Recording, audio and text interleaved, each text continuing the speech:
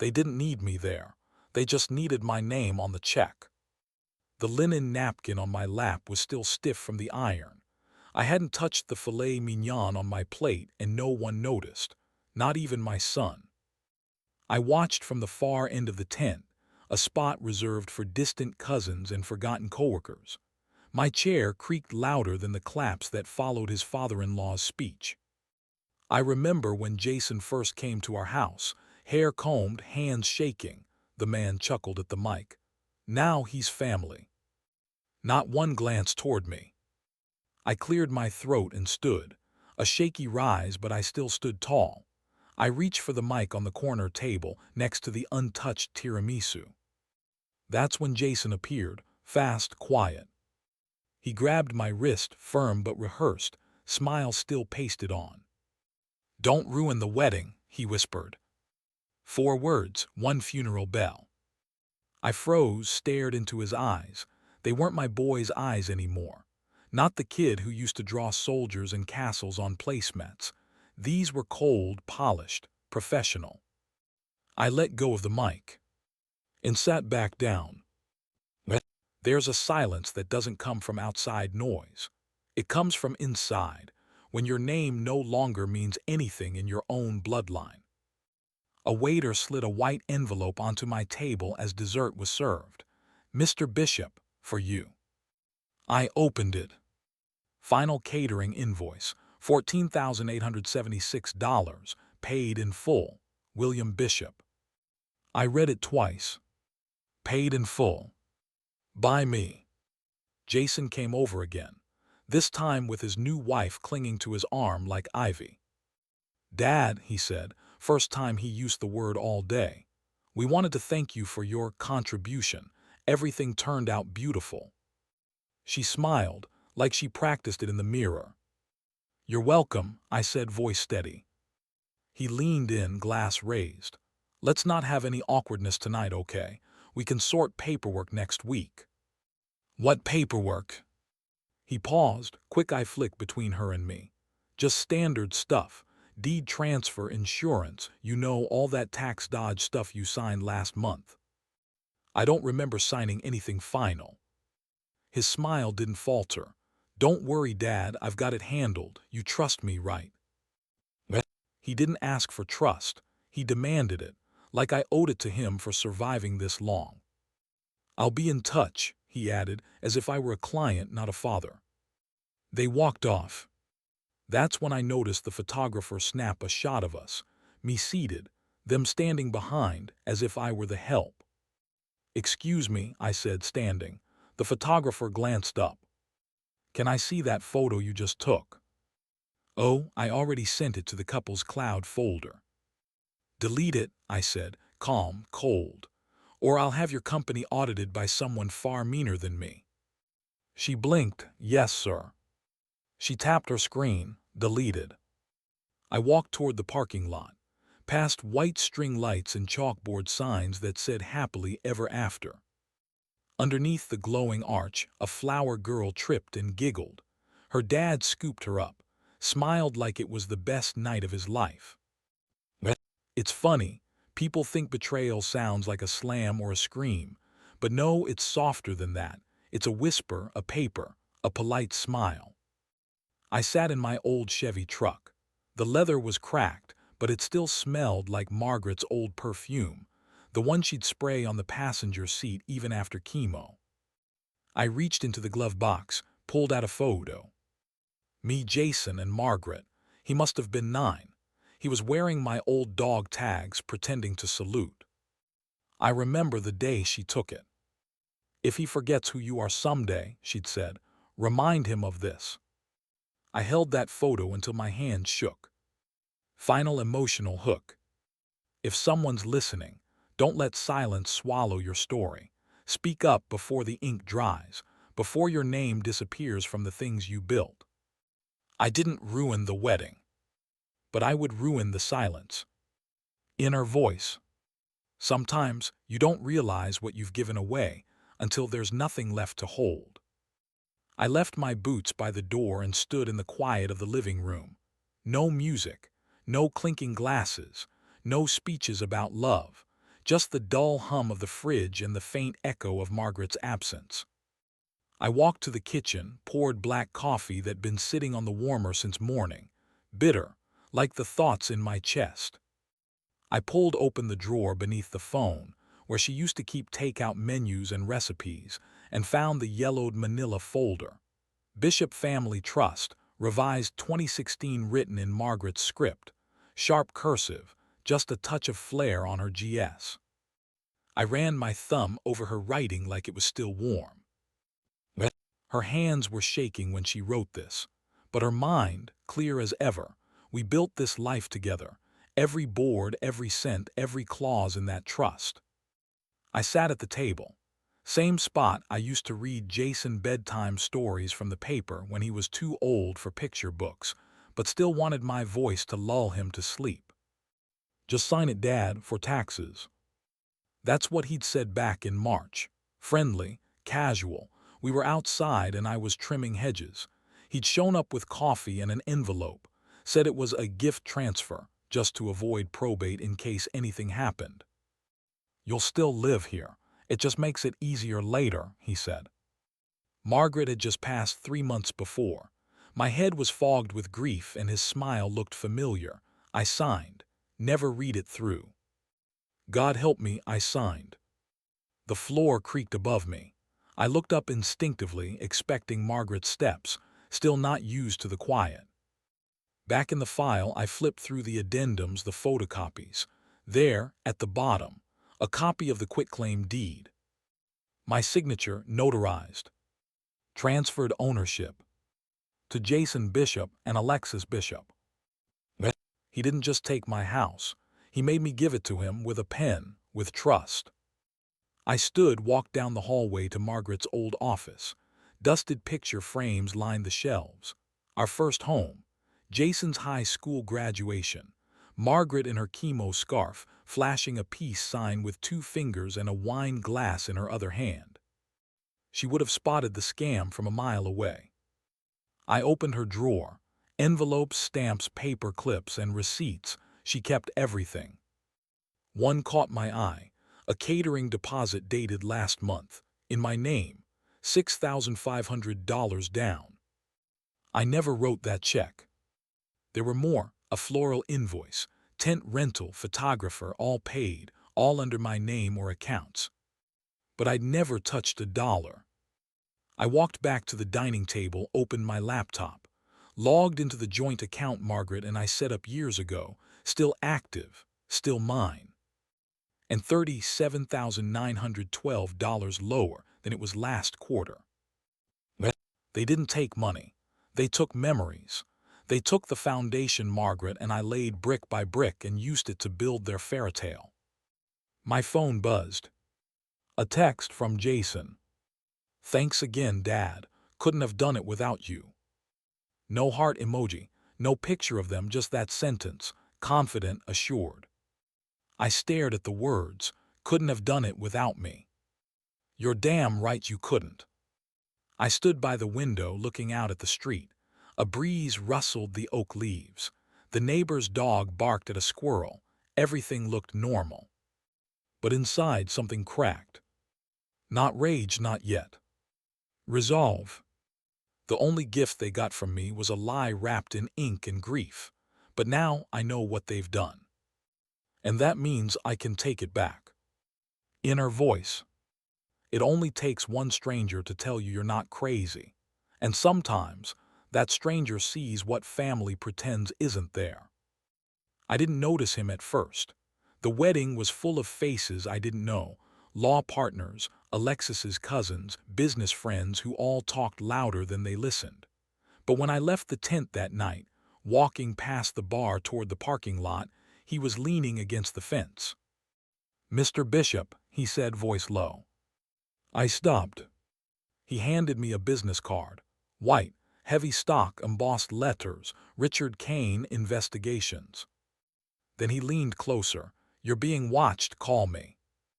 Before I could respond, he was gone, blended into the crowd like smoke. I stuffed the card in my jacket pocket, ignored it, told myself it was a mistake. The next morning I opened my utility bill, Payment declined. Strange. I always paid auto debit. I logged into my bank. Password rejected. Tried again. Same result. I called the 1-800 number. A woman's polite voice said, "Mr. Bishop, we've locked your account due to suspicious activity. You'll need to verify with your cosigner." Cosigner? There isn't one. Pause. Sir, our records show Jason Bishop as cosigner on 3 accounts. I nearly dropped the phone. I never authorized that. I'm sorry, sir, but according to documents we have on file. I hung up. I opened Margaret's old account, the savings we never touched. It was gone, not empty, zeroed, closed. I stared at the screen until the cursor blurred. They hadn't just stolen money. They stole Margaret's last gift, her careful saving, her quiet discipline, years of sacrifice erased with a keystroke. That's when I remembered the card. I pulled it from my jacket, fingers trembling, dialed the number. He answered on the first ring, "Bishop." "Yes, who are you?" "Name's Richard Kane, private investigator. Fraud cases, mostly. I was hired on a different job, but your name kept coming up. Didn't think it was right not to warn you." "What job?" "Can't say yet. Confidential. But I'll tell you this. Your son's knee-deep in paperwork that doesn't smell legal." My throat tightened. "You sure?" "I've seen 3 forged deeds in my career. One of them had the same notary mark I saw on your house transfer." I sat heavily at the table, staring at Margaret's handwriting on the trust papers. So what do I do? First, don't confront him, that's what he wants. Second, meet me. Tomorrow, diner on Route 9, noon. Bring any documents you've got left. I didn't answer right away. "Look," he said, softer now. "You think you're alone in this, you're not. They're smart, but they're not smarter than paper trails. Paper doesn't lie, people do." Paper trails. Margaret always said the same thing. "Keep the receipts, Bill. Someday they'll speak louder than you can." "I'll be there," I said finally. "Good, and Bishop?" "Yes." "Don't sign anything until you see me again." He hung up. I sat in the dim kitchen, the hum of the fridge louder than any wedding band. I looked at the framed photo of Margaret by the window. She was smiling, sunlight on her face. "Don't sign anything," I muttered. Her eyes, frozen in the photo, seemed to agree. I closed the laptop, reached for the manila folder again, touched her handwriting. Closing. It wasn't grief that blinded me. It was trust. But trust can be sharpened into a weapon. Tomorrow, I'd start learning how to use it. And I'd meet the man in the back row. Inner voice. When your own name becomes a mask someone else wears, you start to wonder if you ever owned your life at all. The diner smelled of burnt coffee and frying bacon. Noon crowd, all chatter and clinking silverware. I slid into the booth across from Richard Kane. He had a leather briefcase on the seat beside him and a cup of black coffee he hadn't touched. "You came," he said. "You said paper doesn't lie." He nodded, pulled a folder from the briefcase. "Then you'll want to see this." He laid out a stack of documents on the table like a poker hand. Withdrawal slips, loan approvals, refinance applications, each stamped with my name, each signed William J. Bishop. I bent closer, my throat tightened. "That's not my hand," I muttered. "No," Richard said. He pointed with a pen. "But look at the loops. The way the S drags under, that's your son's writing, sloppy, too quick. He didn't even bother to practice." My chest burned. Jason, my boy, my blood, the kid who once wrote me Father's Day notes with a backwards P in happy, now signing my name like it was just another chore. I pressed a hand to the table to steady myself. "Where did you get these?" "Bank records, county filings. Some public, some less so, took me 3 days." "And you're sure?" "I don't guess," he said flatly. "I deal in proof, and the proof says your son used your house as collateral on a $500,000 refinance." I jerked my head up. Collateral on what? Business line, failing already, payments late. If it defaults, the bank doesn't chase him, they chase you. I laughed then, short, bitter. The waitress glanced over, startled. Something funny? Richard asked. No, I said. Not funny.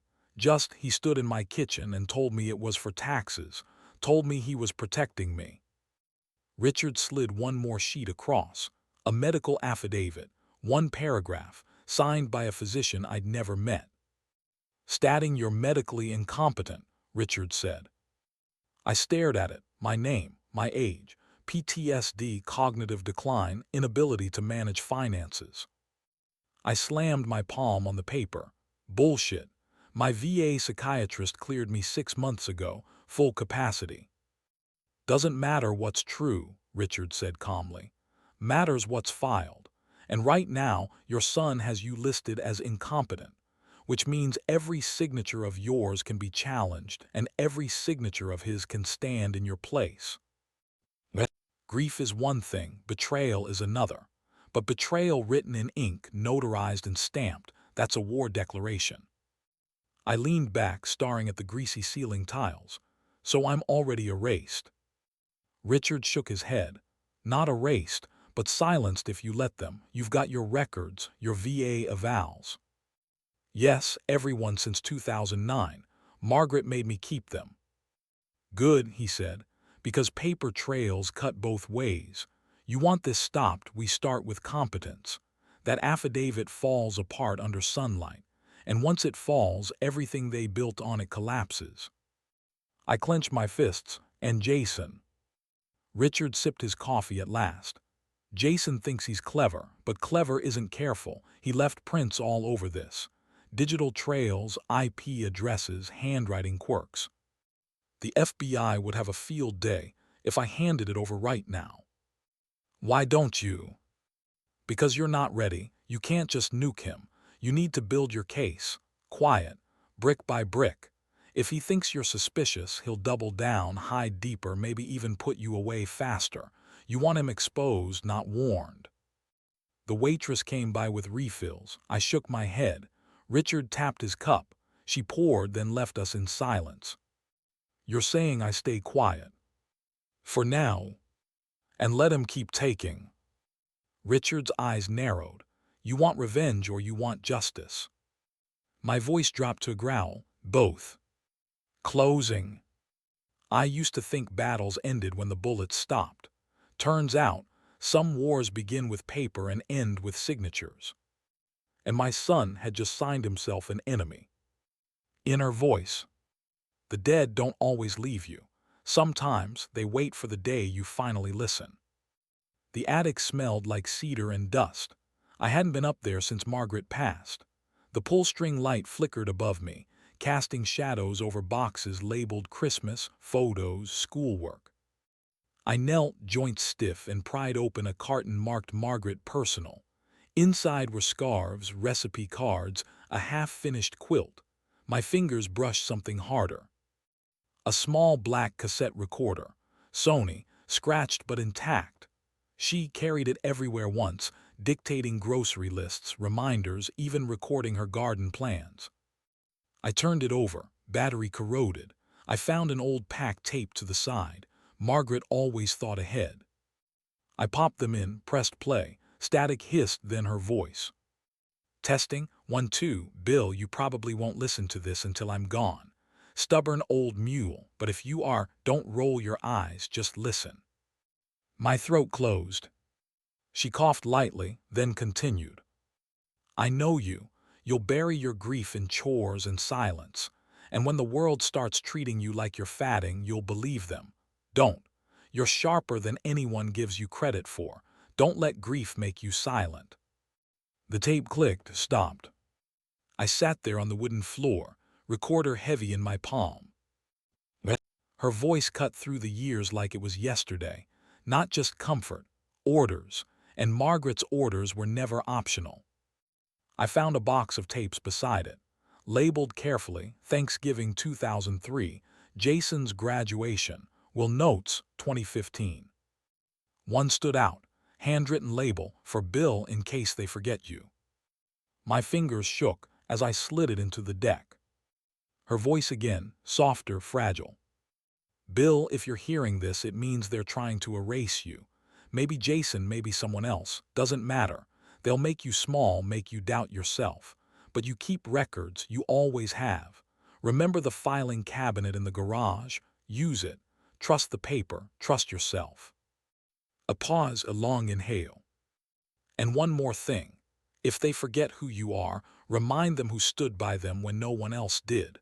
Remind them you're not easy to bury. The tape ended with silence. I sat there, cassette whirring. I didn't cry, not this time.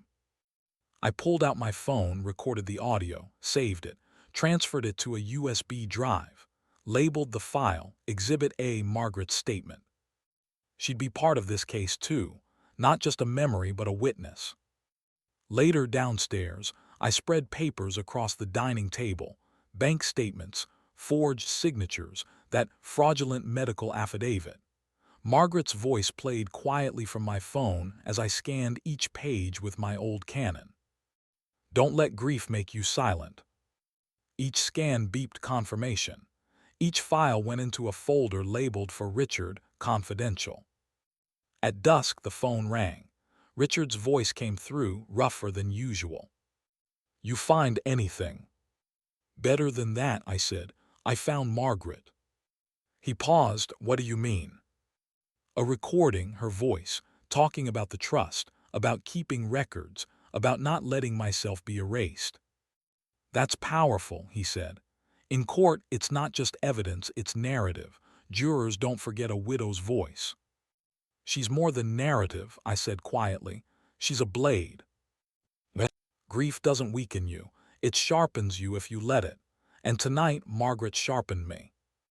I placed the recorder on the mantel beside her photo. The old machine looked ugly and outdated, but to me, it was a weapon, a sword wrapped in static and memory. The house was quiet, but I was not anymore. Closing. They thought they'd buried me under paperwork, but they forgot Margaret buried something too, a voice, a warning, a command. And I would make sure the world heard it. In her voice. They tried to steal my mind on paper, but I've still got every damn thought right where it belongs. I sat at the kitchen table, same spot I used to read Margaret the Sunday paper. But this morning, I wasn't reading. I was staring at a printout Richard had just slid across the table. Who the hell is Dr. Leonard Halbrook? I asked. Richard tapped the paper. That's who signed this competency statement. One paragraph. Doesn't even mention meeting me. Just says subject appears to be in early stages of cognitive decline, as observed by family reports. I clenched my fist. That's not medicine, that's hearsay dressed up in a lab coat. Richard nodded. Because it is. Halbrook, not even licensed in the state. He's a friend of Jason's from college. They play poker together online. He sent this in by email. No in-person consult. Nothing. My jaw locked tight, and the court accepted it. He shrugged. Jason used it to fast-track a limited POA with a temporary clause. Slid it through while you were quiet after Margaret passed. Quiet, not gone. That first year after she died, I moved like a ghost. I answered no calls, skipped my annuals, didn't even know they'd laid the trap. Can we fight it? I asked. Richard smirked. You already are, but we need a counterweight. I need your full mental health history officially certified. The VA, I said. Exactly. You've had regular checkups, right? Every spring, I said. Last one was April. Doc said I was sharp as a tack and meaner than ever. That's gold, he said. But they don't just hand it over. You'll need to request it through official channels. Could take 2 weeks. Then we start now, I said, already pushing my chair back. I logged into the VA portal, fingers slower than they used to be, but steady. Navigated to health records, right arrow, mental health evaluations. Clicked request full report. A message popped up, processing time, 10-14 business days. I stared at the spinning circle. 2 weeks, 14 days. That's a long time when your reputation is bleeding out in silence, but I've waited in darker places. Done, I told Richard. Now what? Now you stay quiet, he said. Let them think they've won. Playing dead, I said. Playing old, he corrected. It's what they expect. I nodded. Let M. Meanwhile, I document everything, that doctor's name, his LinkedIn, poker records if I can find them. Richard grinned. You're catching on, Bill. No, I said. I've just stopped pretending to be asleep. Later that night, I opened my fireproof lockbox, pulled out Margaret's old journal. She wrote in it every week after her diagnosis. May 11, Jason's been coming around more often. I'm not sure it's love, something's off. Bill doesn't see it yet. June 3, he asked about the deed, called it a formality. I told him no. I told him it dies with me. I ran my finger down the page. July 2, if you're reading this, Bill, something went wrong. She saw it coming, she warned me, and I let grief mute my instincts. But I wasn't grieving anymore, I was planning. I copied those 3 entries, scanned them, saved them in a folder called Margaret Legal. Then I sat in the dark and stared at the window. The house felt different now, less like a home, more like a crime scene. But I wasn't leaving. Closing. They faked my mind to take my life, but now the truth has paperwork, and I've learned something. Silence is louder when it's deliberate. Inner voice. Sometimes you catch a thief not by setting a trap, but by acting like you didn't notice the door was already wide open. I wore my oldest sweater, the one Margaret used to patch with blue thread, and shuffled into the branch like I couldn't remember my pin. The young man behind the glass cubicle spotted me immediately. You know the type, slick tie, overconfident, fresh out of some corporate training video. Mr. Bishop, he called, standing like I was royalty. You don't usually come in, everything okay? I tilted my head, had some confusion about one of my accounts. I figured I'd come in and talk to a person. Phones aren't what they used to be. He laughed politely, totally understandable. A lot of our senior clients prefer face-to-face. He led me into his glass fishbowl of an office. I'm Derek, by the way. Bill, I replied, though I reckon you knew that already. He clicked into his terminal. Of course. Jason told us email's not your thing, so we made sure to keep the mail notifications coming. I blinked. Jason. Your son, Derek said. He's your authorized co-owner on the IRA and the long-term money market account. He mentioned you wanted everything streamlined after your wife passed. Streamlined, that's a nice word for siphoned. I leaned forward slightly. Could you print me a summary of all current accounts under my name? Derek nodded, clicking keys. Sure thing, let's see what we've got here. He tapped the mouse a few more times. So, you've got your checking, of course. Your Social Security still hits that. Then the IRA, your son handles the quarterly drawdowns, which is nice. And there's the account, though not much in there now. My throat tightened. The IRA, he handles what? Withdrawals, about $2,500 every few months. Set up under his name so you don't have to worry about tax confusion. Oh, and we had a request to consolidate some of your old CDs into a trust-controlled vehicle, but that got paused last month. Could you include that in the printout too? I asked, keeping my voice soft. Sure, Derek said cheerfully, clicking the printer icon. I'll print everything, full ownership and withdrawal history, just for your records. They think you're not dangerous when you smile and say thank you. Derek stapled the pages neatly and handed them over like it was a brochure. I really appreciate you taking the time, son, I said, rising slowly from the chair. My wife used to handle the paperwork, you know, but she's not around anymore. His face softened. I'm sorry to hear that. She was the smart one, I added, folding the papers and slipping them into my coat. Me, I just ask questions when I get confused. He smiled again. That's what we're here for, Mr. Bishop. At the counter, the teller handed me a mint on the way out.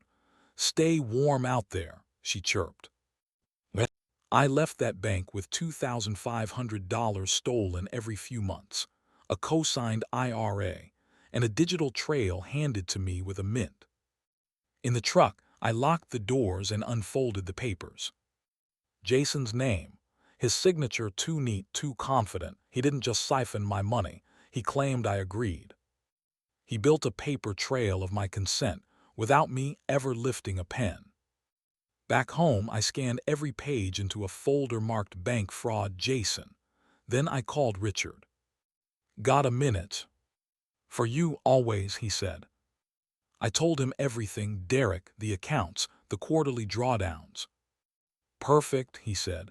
We just got motive. That IRA is technically pension theft, Bill. He's using your military retirement as his slush fund. I felt it in my gut. Not rage, not even grief anymore. Just silence. Closing. They used to say the pen is mightier than the sword. But sometimes, it's the paper trail that makes the whole house collapse. Inner voice. The trick to catching liars isn't listening to what they say. It's watching what they change when they think you're not looking. Richard sat across from me at the kitchen table. My kitchen still smelled faintly of the coffee Margaret used to burn every morning. Her cassette recorder sat between us, the tape inside labeled in her handwriting, in case they forget you. He clicked his pen and pulled out the folder I'd started 2 weeks ago. All right, he said, let's walk through this again. I laid the pages out like pieces of a puzzle. The forged POA, the co-signed bank documents, the withdrawal logs, the fake psych letter, the venue invoice I never approved. He nodded, flipping through the stack. And this, he held up a printout of an email, was used to confirm the wire transfer to your son's Shell LLC. That address isn't mine, I said. I've never used Gmail. Exactly. He tapped the paper. He used this fake email to sign off on the sale of one of your investment accounts. That's $18,000 missing. My son didn't just steal. He built a version of me that obeyed him. Richard reached into his briefcase and pulled out a hard drive. I've uploaded everything here, he said. Audio, bank statements, cassette conversion, screenshots of Jason's real estate filings. I hesitated. All of that is enough. He didn't blink. Bill, this isn't just fraud, it's elder abuse, financial exploitation, cross-state manipulation, it's federal. I narrowed my eyes. So what now? We go to the local sheriff. Richard exhaled, leaned back, and looked at me like he'd been holding a card close to his chest. I didn't want to bring this in too early, but I'm already working with the FBI. That name used to sound distant. Now it felt like armor. He continued. They flagged Jason last year. Real estate scams, identity manipulation, but they couldn't connect it to family. Your case, that's the missing link. I leaned back, my chair creaking. They're watching him. They were, Richard said. Now they're waiting quietly. They want a controlled event, something public. I nodded slowly. Then let's give them a toast they'll never forget. Later that night, I opened the file again. Margaret's cassette had been cleaned up, digitally enhanced. Her voice was clear, gentle. Bill, if you're hearing this, something happened. Don't let grief make you silent. Don't let them write your ending. She always knew I'd let things slide too long, that I'd choose peace over noise. But sometimes silence becomes complicity, and I'm done being complicit. Richard emailed me a draft, our own POA revocation letter, a notarized mental health assessment request, and a subpoena template. The FBI would file the actual documents when the time came. They want to time it with something symbolic, Richard had said, something they can walk into and say, you've been served. Like a wedding toast, I asked. He smirked. Exactly. I pulled out the original wedding invitation from the trash. It had coffee grounds on it, the kind that smell like betrayal. October 14th. The reception. The second ceremony for Jason's extended business contacts. He had rented out the same venue again, more expensive this time. I texted Richard, "Found your stage." He replied, "Curtain lifts at 3 p.m. Make sure you're dressed for a close-up." Closing. You can forge a name, a signature, even a diagnosis. But you can't fake the moment the truth walks into the room, wearing your father's suit. Inner voice. They seated me near the fire exit, like I might bolt, but I've walked through mortar fire with less on my back. I wasn't running from this. I was walking into it. The venue looked more expensive this time, taller floral arrangements, glossier invitations, an actual string quartet in the corner pretending not to be bored. The sign outside read, "A celebration of legacy, honoring Jason and Lily's new." Legacy. That word alone made my stomach turn. I adjusted my suit jacket, felt the small frame in my inside pocket shift. Margaret's photo. Wedding day 1973. Her eyes smiling right through the lens. Her handwriting still faded on the back. "We built something real, Bill. Don't let anyone fake it." I didn't intend to. Mr. Raines, a man in a gray blazer, extended his hand in the parking lot. "Elliot, this is Jules." They looked like someone's HR reps, tired, polite. "FBI?" I asked. They only nodded. Inside, the air was thick with cologne, flattery, and money that didn't belong to the people spending it. Jason greeted donors like he was born in a tux. I watched him pour wine like a sommelier and shake hands like a senator. Not once did he glance toward the corner table I'd been assigned. Until I stood. "Dad," his voice cracked slightly, like a glitch in his well-rehearsed image. "Nice venue," I said, walking slowly up to him. "This one cost you, what, 50 grand?" He laughed nervously, touching my elbow. "Let's not do this now." "Oh, I'm not here to ruin the wedding," I said, lowering my voice so only he could hear. "I'm here to honor the legacy you keep preaching about." His smile dropped. "What did you do?" I tapped the inside pocket of my suit. "Let's just say Margaret's got the mic today." He looked at me like I was a ghost, like the dead wife he couldn't manipulate had just spoken through the walls. I walked back to my table. The agents followed a beat later, blending in like pros. Jules carried a laptop bag. Elliot wore a pin that looked like a Lions Club insignia. It was. They weren't here for speeches. They were here for delivery. 15 minutes, Richard texted. "They want the toast first." I nodded. The string quartet struck up Canon in D. Jason, and Lily floated onto the dance floor. I watched them spin and lie with their bodies, perform love while their bank accounts wore the truth. He thought I was weak because I grieved in silence, but grief isn't weakness. It's the rehearsal for war. The MC tapped his glass. "Ladies and gentlemen, we're honored to have the groom's father say a few words." A few guests clapped. Most didn't know me. Jason tensed. Lily whispered something. I walked to the mic, slow, steady, no shaking hands, not today. I cleared my throat. Marriage is a contract built on trust, so is family, some of us. Forget that. Jason forced a smile. I pulled out a small envelope, sealed. "I brought a gift," I said. "Not for Jason, not for Lily, for the truth." Elliot and Jules stepped forward. "This envelope contains notarized evidence of financial exploitation, identity fraud, and forgery involving the man who just served you champagne." The room gasped. Jason lunged toward me. And that's when the agents flashed their badges. Closing. You don't have to scream to be heard. Sometimes you just have to speak last. Inner voice. Some words break silence, others break people. I carried both in my jacket pocket.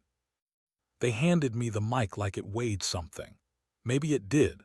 Maybe it carried every disappointment I'd swallowed over the last year, every betrayal I'd chalked up to age, every sleepless night I'd spent wondering if Margaret would have seen it sooner. My fingers curled around the handle slow. The room was full old money, new lies. The air reeked of perfume, catered pork, and expectations. I smiled. To family, I began, my voice cracking slightly, not from nerves but from control, and to the truth we bury beneath cake and champagne. Jason shifted behind his champagne flute. Lily's smile twitched at the corners, barely holding. Jason muttered under his breath, "Dad, please don't." I ignored him. "I remember when Margaret and I got married," I said. "We couldn't afford centerpieces, but we had a kitchen full of casseroles and hearts full of promises." Polite laughter, the kind that hides discomfort. I let the silence sit for a second too long. "And we made a vow, not just to each other, but to the kind of family we wanted to raise. One where trust wasn't a trick, where love didn't come with paperwork." Jason's knuckles whitened around his glass. This wasn't about getting revenge. This was about reclaiming the dignity they tried to write me out of. Richard gave a slight nod from the back of the room. Agent Jules shifted near the buffet, earpiece catching the light. My thumb hovered over the button on my phone. "Some of you know me as the man who helped build veteran housing across 3 states," I continued. "Others know me as the father of the groom." I paused.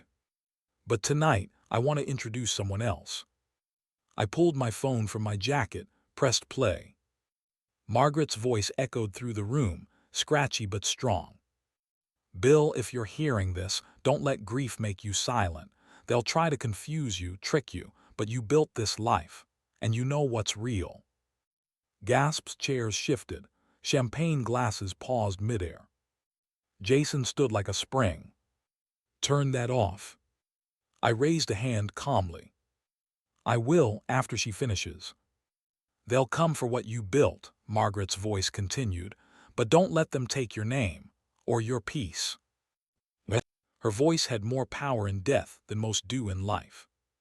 Jason stormed toward me, but Agent Elliot stepped into his path, flashing his badge.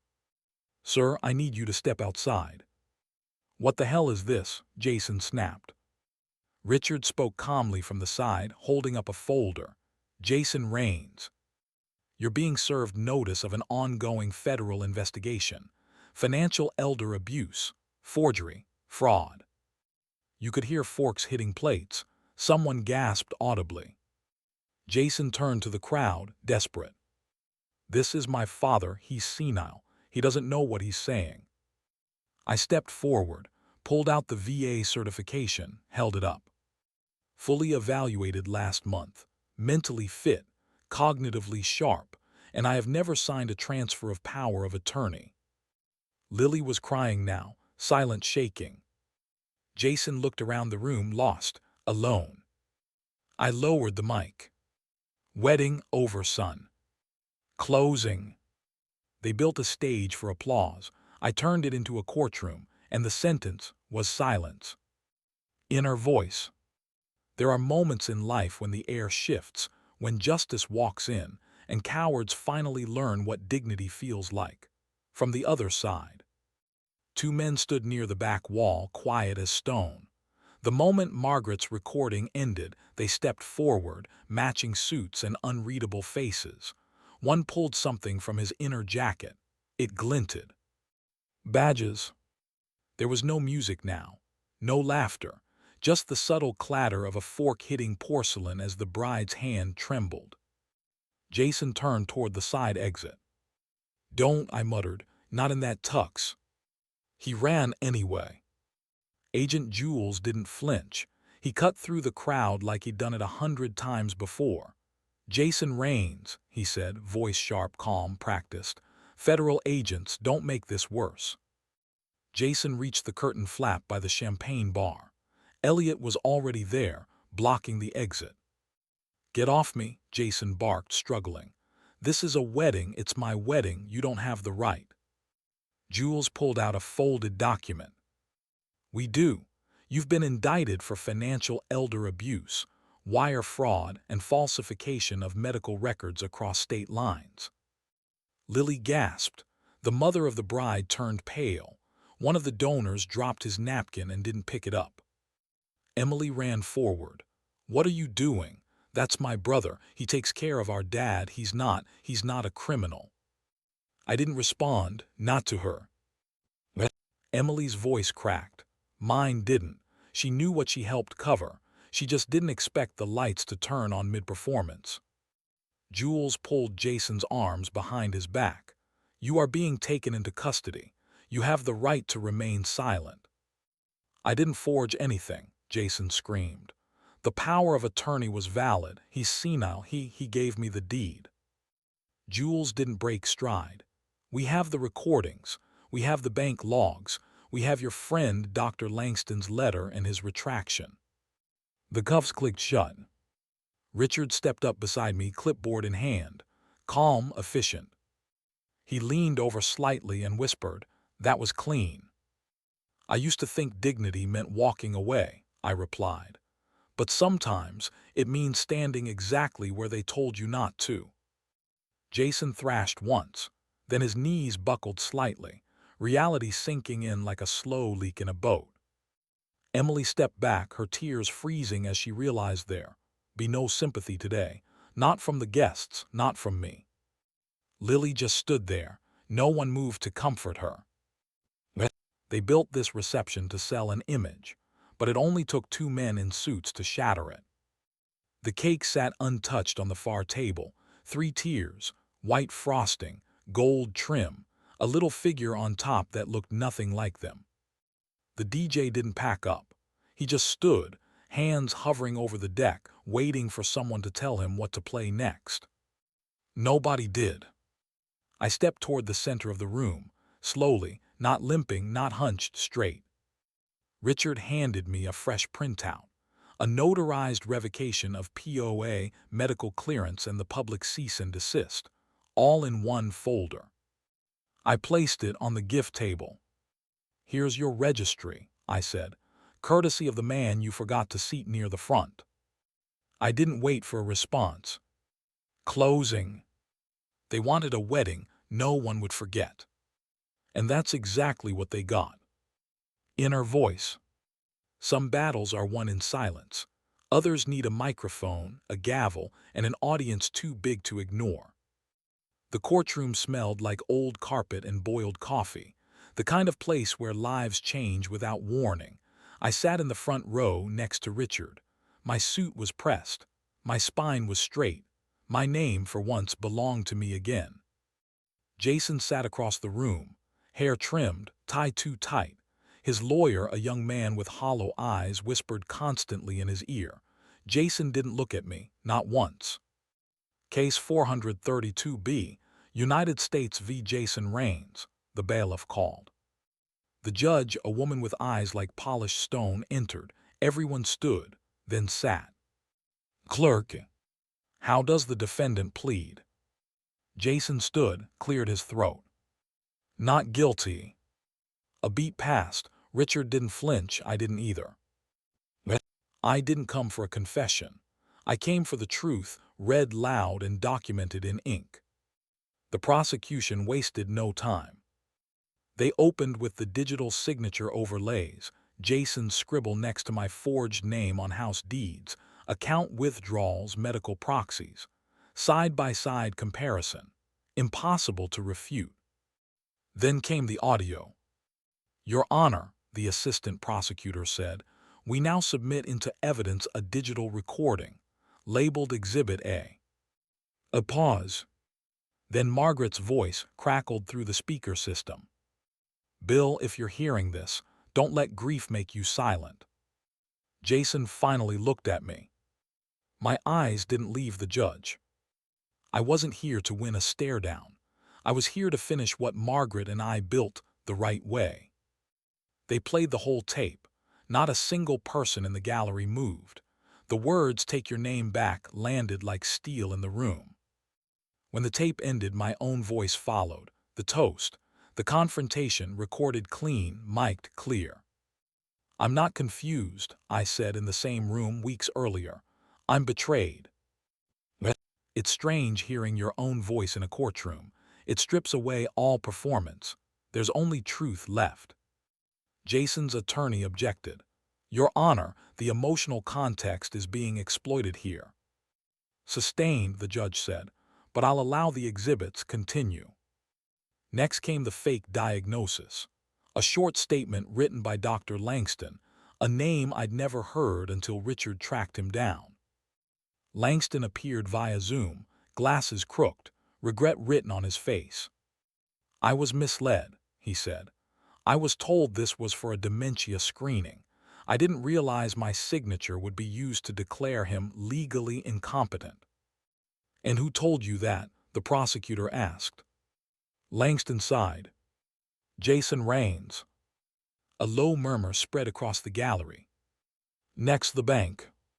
The regional manager took the stand, apologized for failing due diligence, for adding Jason as co-owner on my IRA without verbal confirmation.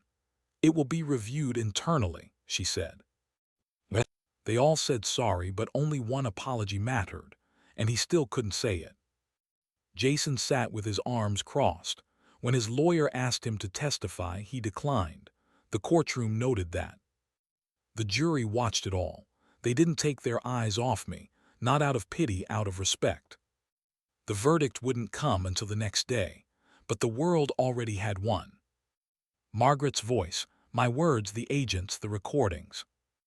It spread online like fire on dry wood. Justice for Bill started trending. News outlets picked it up. Veteran outsmarts son's wedding fraud. Bride's big day ends in federal sting. Margaret's tape, the voice that brought justice. I wasn't surprised. Closing. They tried to erase me with lies. But truth, when recorded, never dies quietly. Inner voice. Justice doesn't roar. It doesn't rush. It walks slow, deliberate. And when it arrives, it changes everything. The courtroom was full again. Same stained carpet, same judge. But this time the air was heavier, not with doubt but with conclusion. Jason sat with his tie loosened, jaw clenched. He hadn't looked at me once since the trial ended the day before. He'd only looked at the floor. The jury filed in. No one spoke. The foreman stood, envelope in hand. The judge nodded. Has the jury reached a verdict? "We have, Your Honor." I didn't grip the bench, didn't blink. I already knew the answer. Margaret always said, when you tell the truth, you don't need to brace for impact. On count 1, wire fraud, guilty. On count 2, elder abuse, guilty. Count 3, falsification of medical records, guilty. Count 4 through 12, guilty. Each word felt lighter than the last, not heavier. Jason didn't flinch, not even when the judge read the sentence. 25 years, no parole, federal time, court is adjourned. The gavel cracked like thunder. Emily wasn't in the room.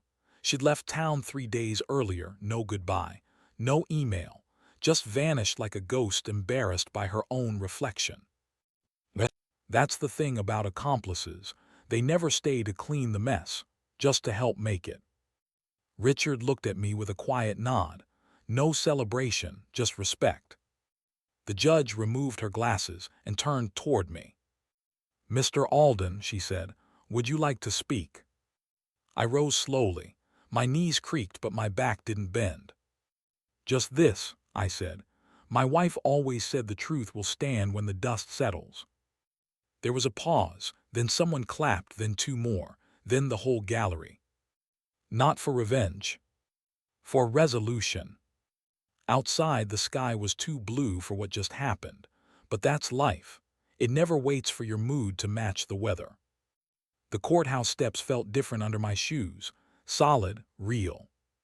A reporter held out a microphone. "Mr. Alden, how does it feel to have justice?"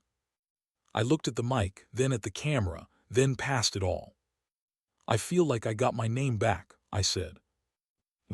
They took so much time, trust, silence. But they didn't get the last word. Margaret did. I just carried it forward. 2 days later, the bank issued a full statement. An error in account modification has been corrected. All funds restored.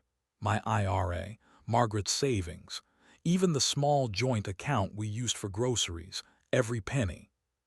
They sent me flowers. I didn't need them. My mailbox filled with letters, strangers from across the country, veterans, daughters, sons, survivors, people who saw their own families in mine. One card said, "You stood for all of us." I pinned it to the fridge with the old magnet that used to hold Margaret's grocery lists.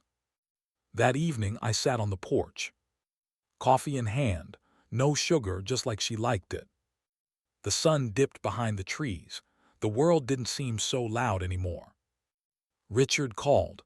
"The papers are asking for an interview. You want it?" I took a sip, let the silence settle.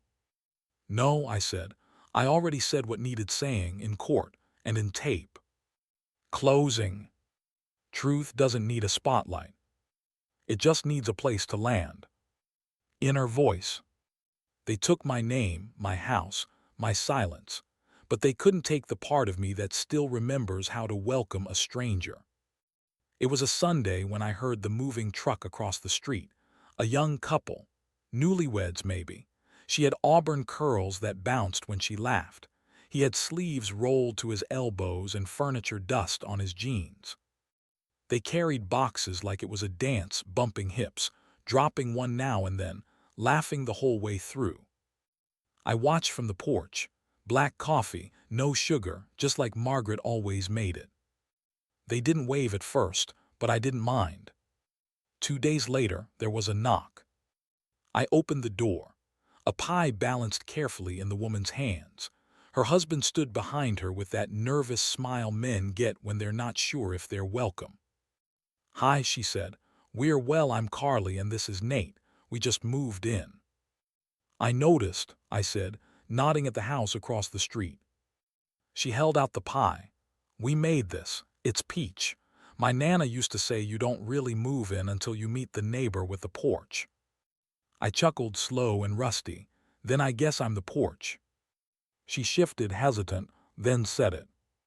"We saw the news about you, about the trial. I just wanted to say you remind me of my granddad." I looked at her, steady, waiting for pity, but there wasn't any. Just warmth. "Your granddad a stubborn bastard too?" I asked. She laughed, worse but honest. I opened the door wider. "Well, then he'd probably want you to come in for coffee." For years, I thought that part of me, the part that shared, offered, welcomed, died with Margaret. But it didn't. It just needed someone to knock. Nate took his coffee black, no cream. Carly used 2 sugars, no milk. She talked with her hands. He listened the way men should, without trying to fix, just to hear. They asked questions, but not the wrong ones. Not "how could your son do that?" Not "didn't you see it coming?"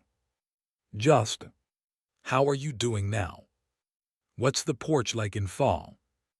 I showed them the garden, the one I'd let die when things got heavy. We stood by the weeds where tulips used to bloom. Carly crouched. "Still good soil," she said. "Wouldn't take much." I nodded. "Maybe I'll dig a little this week. Maybe we'll help." I hadn't heard "we" in a long time, not without strings attached. After they left, the house didn't feel as empty. Margaret's photo still sat on the mantel. Her voice still echoed in the quiet. But now the quiet didn't feel like punishment. It felt like peace. The next morning, there was a note in my mailbox. "Bill, we made too much lasagna. Don't make us eat it all. C&N." Underneath, a smiley face. I smiled back, though no one could see. Later that week, I watched Nate hammer a mailbox post. He did it all wrong, hands too close to the top, no rhythm. I walked over. "You're gonna lose a thumb," I said. He laughed. "I was hoping you'd come over." I took the hammer, showed him the way Margaret's dad had shown me. 1 strike, 2, solid. Closing. They say justice heals, but justice only clears the wound. People real, kind, unexpected, they do the rest. Inner voice. It used to feel like whispers could crush me. Now I know it's silence that kills, and I'm not quiet anymore. My house is quiet again.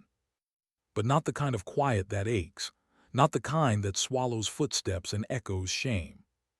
Now it's the kind of quiet that lets the birds speak. That lets wind rustle the trees without making it feel like something been taken.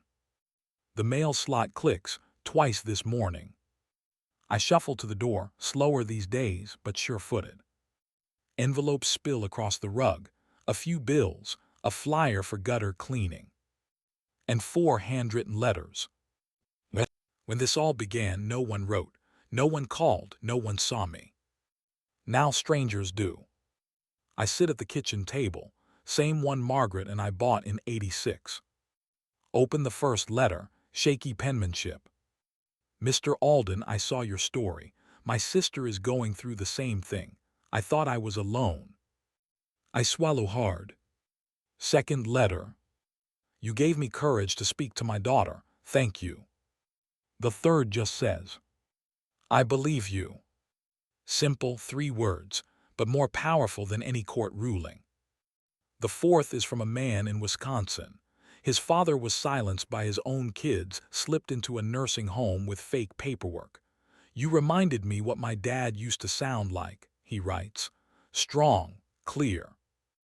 I fold each letter gently, stack them in a box labeled Truth in Margaret's old handwriting. I reused the label. Felt right. There's a knock at the door. It's Carly from across the street holding a tray. Banana bread, she says. Overripe bananas had to do something. I gesture her in. You ever notice how good things come from the stuff we'd usually throw out? She laughs. You talking about bananas or people? Both. We sip tea. She eyes the stack of letters. You get a lot. More every week. She nods. Guess you became a voice for more than yourself. I exhale, didn't mean to. Doesn't matter, you did. There's no guidebook for surviving your own family. No handbook for losing people before they die. After Carly leaves, I walk to the porch. Sit in the old rocker, Margaret's blanket draped over the back.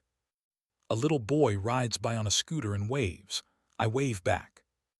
A woman jogging stops and says, Your Bill right, the one from the news. I nod, that's me. She smiles, thank you. And just like that, the whisper of shame that once haunted this porch is gone. Later that evening, the sun pours into the living room. I sort through old photos, Margaret holding a pie, Jason as a boy, Emily in her prom dress. Some I keep, some I let go. Not with bitterness, with permission. I dig out the old cassette player, one last time. Margaret's voice flickers through the static. If you're listening to this, it means you made it. Closing. She was right, I did. And now, when someone tries to whisper me into silence, I speak louder.